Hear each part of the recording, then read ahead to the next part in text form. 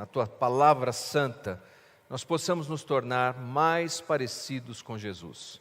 É no nome dele que oramos e agradecemos. Amém e amém. Estamos seguindo o nosso tema, tomando decisões sábias. Eu quero começar compartilhando com vocês uma pesquisa, um estudo que eu vi, que foi promovido pela Escola de Negócios de Stanford. Eles pegaram 3 grupos de jovens, estudando para serem executivos, eficientes nos negócios, e eles deram para cada equipe uma nota de $5. E a tarefa daqueles grupos era, em um mês, multiplicar aqueles $5. O que você faria se você recebesse os $5 para multiplicar em um mês o valor recebido? Eu imagino que talvez a sua cabeça esteja agora funcionando aí, mas eu não vou te dar os $5, então é só exercício de imaginação mesmo. Uma equipe, a equipe que venceu,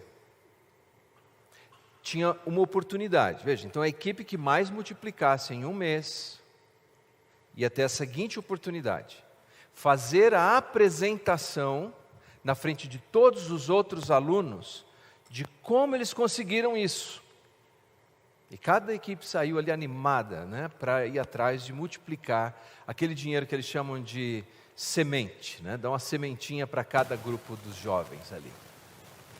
Mas veja, uma dessas equipes se sentou e eles começaram a conversar e trocar ideias do que poderiam fazer. E chegaram à seguinte conclusão: eles iriam multiplicar os $5 sem usar os $5. Olha o que eles fizeram. Eles entraram em contato com uma empresa local e disseram o seguinte: olha, tal dia tem uma apresentação para acontecer lá na nossa escola, e se você quiser comprar o espaço, nós estamos vendendo. A empresa comprou o direito de fazer a apresentação no lugar da equipe, e a equipe foi vencedora, multiplicando os recursos sem sequer usar os $5. Oh, glória, né? Então tá aí, ó, você já pode multiplicar só sem receber os $5. É claro, depois você vai procurar, então me deixa falar lá na frente, né? O que nós aprendemos com isso? Que na vida existem várias soluções para um problema potencial. E que nós não podemos pensar apenas como um trem que vai e volta sobre os mesmos trilhos. Nós temos que pensar mais nas soluções como uma central rodoviária, como um terminal do metrô, em que existem muitas ramificações e possibilidades. Porque se nós não fizermos isso, vamos cair naquilo que conversamos semana passada, que é a cognição enviesada, pendendo sempre para um lado só e não enxergando outras possibilidades. E onde isso começa? Começa com a capacidade e a humildade de ouvir, de abrir qual é a situação e ouvir as vozes das pessoas. Ouvir o que eles têm a dizer a respeito daquilo, se existem outras saídas. Não fechar imediatamente o que você imagina que seja a saída, mas estar disposto a ouvir, atenta, empaticamente o que está sendo dito. Uma outra situação interessante que eu me deparei enquanto estava estudando para essa nossa conversa de hoje, está num livro de uma escritora chamada Diana Bonnet. O nome do livro dela é The Business of Listening, tradução livre, O Negócio de Ouvir. E ela conta essa história de uma empresa americana que teve $100 mil de prejuízo. $100 mil de prejuízo. Porque o que acontece é o seguinte: o responsável pela logística tinha que enviar materiais de construção, eram 8 caminhões, e O problema era o seguinte: enquanto a pessoa falava com ele ao telefone, ele estava distraído com outras coisas, e ele deveria mandar 8 caminhões para Portland. Até aí tudo bem. Mas há 2 lugares chamados Portland. Um fica no Maine e o outro fica no Oregon. Seria como você imaginar que um está no oeste e outro no leste. Ou para efeito de ilustração, apenas diferença de norte ao sul. E ele enviou os 8 caminhões para Portland, no estado do Oregon, ao invés de enviar para o Maine. Quase 5.000 quilômetros de diferença de distância. Por quê? Porque ele não ouviu. Ou pelo menos ele não ouviu o suficiente que deveria ouvir. O homem mais sábio do mundo antigo, mais rico, mais poderoso do mundo antigo, Salomão, que escreveu milhares de produção de sabedoria, e algumas dessas sabedorias inspiradas por Deus estão colecionadas na Bíblia. Aqui o que ele tem a dizer para nós nessa manhã. Abra sua Bíblia, por favor, no livro de Provérbios, capítulo 18, versículo 13. E eu vou fazer o seguinte, eu vou ler em 4 traduções diferentes, para que nessa manhã nós tenhamos a visão mais ampla que podemos deste texto da palavra de Deus. Provérbios capítulo 18, versículo 13.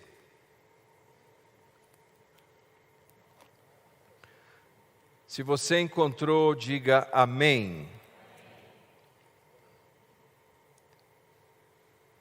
Almeida, Revista Atualizada. Responder antes de ouvir é estupidez e vergonha. Nova tradução na linguagem de hoje. Quem responde antes de ouvir mostra que é tolo e passa vergonha. Nova versão transformadora. Falar sem antes ouvir os fatos é vergonhoso e insensato. Agora eu gosto da paráfrase A Bíblia Viva, que diz assim, olha: se você se apressa em dar a sua opinião antes de ouvir os fatos, está mostrando que é um tolo. Você devia se envergonhar. O que Salomão está nos dizendo é que nós devemos coletar informações verbais antes de emitirmos uma opinião. E quanto mais coletar informações antes de tomar uma decisão. Muitas vezes queremos tomar uma decisão de afogadilho, no calor da nossa emoção, ou responder a alguém. Todos os dias, eu e você, estamos interagindo com pessoas e ouvindo coisas e respondendo, muitas vezes, sem ouvir plenamente o que está sendo dito. E tomando decisões, dezenas delas, centenas delas, sem considerar todas as possibilidades, sem coletar todas as informações necessárias. E isso, meus queridos, não vai nos levar numa decisão sábia. Você sabia que muitos casamentos estão indo à ruína porque as pessoas não ouvem mais? Howard Hendrick disse o seguinte num livro dele. Ele disse: o casamento tem a tentação de se tornar um relacionamento em que 2 pessoas surdas estão tentando dialogar. Você fala, o outro não ouve mais. E eu creio que nós podemos ampliar isso para outras áreas. Os filhos estão dizendo algo e nós não estamos ouvindo mais. Nós já temos respostas prontas. Eu não quero nem ouvir. Eu estou deduzindo que já sei. E há filhos que sequer querem ouvir o que os pais têm a dizer. No trabalho. Não é porque você é um empreendedor, um executivo, tem uma posição alta, que você não deva ouvir as pessoas mais simples que trabalham com você. Um artigo que eu li sobre o Walt Disney, quando ele construiu o brinquedo Piratas do Caribe. Ele deu uma volta no brinquedo encantador e quando ele terminou aquele passeio, ele disse, está faltando algo. E os engenheiros, todos os pesquisadores disseram, não, tem tudo aqui. O brinquedo é perfeito. Ele falou, não, eu sinto que está faltando algo. Tem alguém do Caribe aqui, e tinha uma pessoa responsável da limpeza. Ele falou, quero que essa pessoa dê uma volta no brinquedo. E a pessoa deu uma volta naquele brinquedo e quando saiu, o Walt Disney perguntou, está faltando alguma coisa? Esse brinquedo é lindo, é tudo lindo, mas o que está faltando? Ele falou, eu não ouvi o barulho dos grilos caribenhos. O que você acha que ele fez?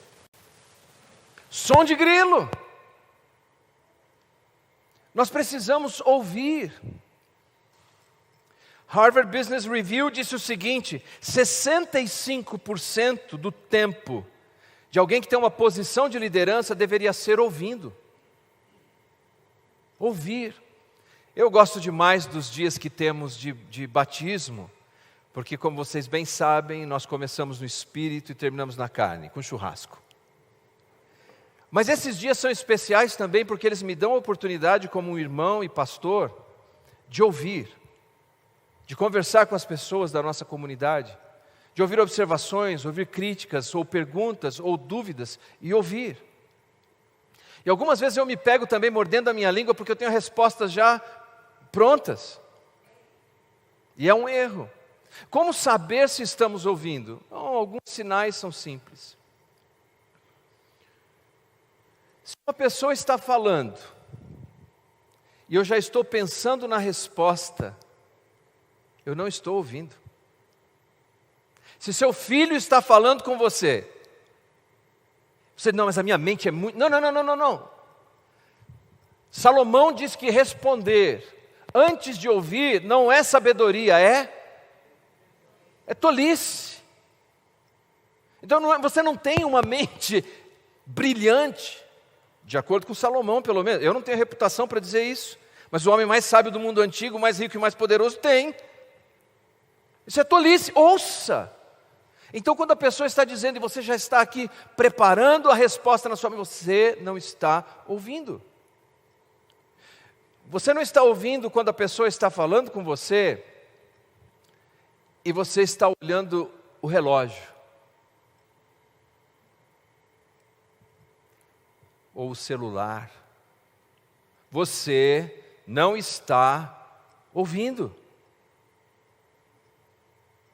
Você não está ouvindo quando a pessoa está contando sobre as suas dores e as suas angústias. E você diz, não, você não precisa se sentir assim. Como você sabe? Você não está nos sapatos dessa pessoa. Ouça a dor que ela está sentindo e seja empático.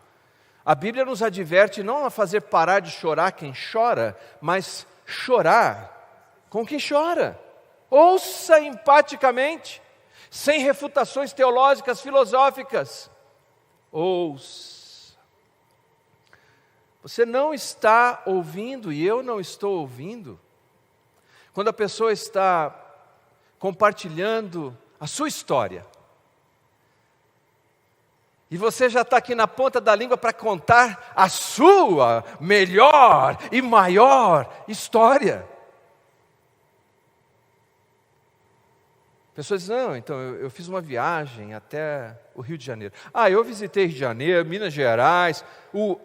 Ouça!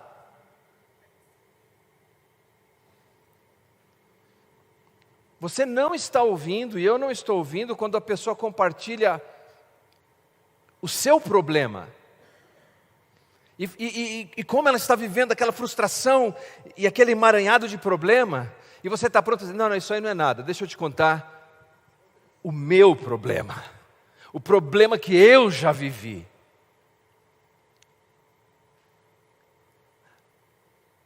A resposta bíblica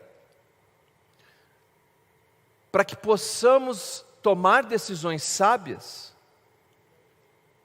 passa por ouvir mais. Como Tiago vai nos advertir também no Novo Testamento. Ouvir. Uma outra razão é porque você não precisa passar pelos mesmos problemas para aprender alguma coisa. Você pode aprender com quem já viveu. Você pode vencer uma situação sem ter que passar por ela, aprendendo com o que o outro já viveu. Ouça. Uma coisa que me impressionou é que a palavra ouvir aparece 331 vezes no Antigo Testamento, na Bíblia, na Nova Versão Internacional. 331 vezes. E boa parte dessas referências é ouvir o que Deus tem a dizer. E 347 vezes a palavra escute. Talvez uma para cada orelha. Ouça e escute. Eu não sei se foi o Isaías, não o profeta Isaías, o irmão Isaías que está aqui na frente, que me contou isso, que numa reunião de oração, esse irmão que estava adoentado, recebeu as pessoas que iam orar por ele. E ele estava ouvindo a oração, ele estava prestando atenção na oração. E as pessoas oravam dizendo: Senhor, restaura a saúde, eu vou chamar ele de João, do irmão João, cura o irmão João. E o irmão João, em cada afirmação positiva de restauração, ele dizia: amém, E depois, lá pelas tantas, alguém disse assim: mas Senhor, se não é tua vontade curar o irmão João, que o Senhor possa levá-lo. Ele disse: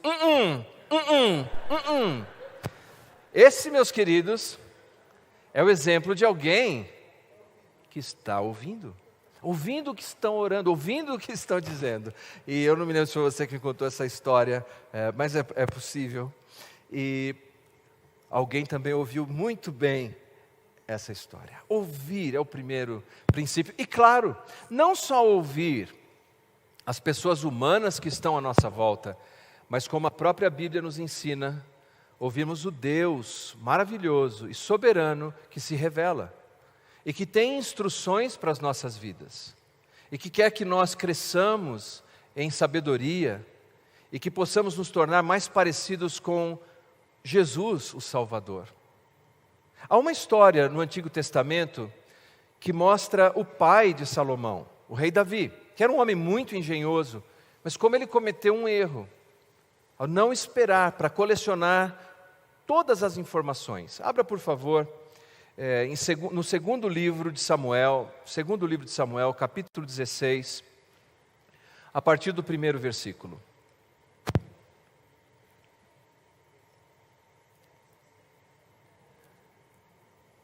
Segundo livro de Samuel, capítulo 16, a partir do primeiro versículo. Se você encontrou, diga amém. Amém? Se não, fique tranquilo, eu vou fazer a leitura do texto. Tendo Davi passado um pouco além, dobrando o cimo, eis que lhe saiu ao encontro Ziba, servo de Mefibosete, com 2 jumentos albardados, e sobre eles 200 pães, 100 cachos de passas, 100 frutas de verão e um odre de vinho. Perguntou o rei a Ziba: que pretendes com isto? Respondeu Ziba: os jumentos são para a casa do rei, para serem montados, o pão e as frutas de verão para os moços comerem, o vinho para beberem os cansados no deserto. Então disse o rei: onde está, pois, o filho do teu senhor? Respondeu Ziba ao rei: eis que ficou em Jerusalém, pois disse: hoje a casa de Israel me restituirá o reino de meu pai. Então disse o rei a Ziba: teu é tudo o que pertence a Mefibosete. Disse Ziba: eu me inclino e ache eu mercê diante de ti, ó rei, meu senhor. Primeira parte da nossa história. Esse é um momento muito dramático da vida do rei Davi, porque ele está sofrendo um momento de insurreição. O filho dele, Absalão, está prestes a tomar o trono. De fato, já estava exercendo um grande controle em Jerusalém. E por essa razão, Davi fugiu com seus homens e está buscando um caminho de retornar. Uma situação muito complicada e certamente Davi, o matador de gigantes, estava num momento de profundo estresse e de confusão pessoal. É nesse momento que chega Ziba. Bom, mas quem é Ziba? Ziba era servo do antecessor de Davi, o rei Saul. E, portanto, o responsável da casa de Saul. Você se lembra que quando Saul morreu, e também o seu filho Jonatas, que era muito amigo de Davi, um filho dele, um filho de Jonatas, está nos braços de uma serva. Nós podemos chamar de a ama dessa criança, ou podemos chamar de babá da criança. E quando ela sai em fuga, com esse filho de Jonatas nos braços, chamado Mefibosete, ela cai, ela tropeça e deixa a criança cair, e a criança cai e acaba tendo uma complicação nos pés, e fica aleijado dos 2 pés. E ele passa a viver num lugar obscuro, que os estudiosos costumam dizer que era um lugar de miseráveis, de mendigos, de pessoas que eram párias da sociedade. Mas quando... Está comigo aí, diga amém? Está ouvindo? Ótimo. Então, quando o rei Davi ascende ao trono, um dia no seu palácio, ele se lembra do seu amigo Jonatas, que ele tinha um filho. E ele pergunta: o que aconteceu de Mefibosete? E eles contam que ele está vivendo nessa situação de miséria, de dificuldade. Então Davi manda buscar Mefibosete, traz até o seu palácio e diz assim: a partir de hoje você come da minha mesa, você vai comer comigo, você é um príncipe. Na prática é isso que acontece. Mas veja só, quando surge essa situação de insurreição, anos depois, e Davi está nessa situação de alto estresse, Ziba, que é o servo agora de Mefibosete, tem uma ideia. Ele pode prosperar rapidamente. Ele prepara alguns jumentos, ele prepara alguns presentes, comida, bebida, vai ao encontro do rei Davi e diz: olha, eu trouxe isso daqui de presente, que é o texto que lemos. E Davi pergunta: o que é isso? Ele fala: não, olha, é para seu uso, o jumento é seu, o vinho é para os jovens que estão cansados lá no deserto se desestressarem, está tudo aqui. E Davi pergunta: cadê o Mefibosete? Ele é servo de Mefibosete. Onde ele está? Vocês notaram qual foi a resposta de Ziba? Ele ficou em Jerusalém. Porque ele acredita que hoje o povo de Israel vai devolver o trono para ele. O que você faria no lugar de Davi em relação a Mefibosete? O que você pensaria de Mefibosete? No calor da emoção, Davi disse: todas as propriedades que ele havia restituído a Mefibosete, todas elas agora são tuas, Ziba. Traidor, não é? Traidor, Mefibosete. Pus na minha mesa, tirei do lixão, pus na minha casa, e olha o que ele está fazendo. Vamos adiante. Capítulo 19 do segundo livro de Samuel. Capítulo 19, segundo livro de Samuel.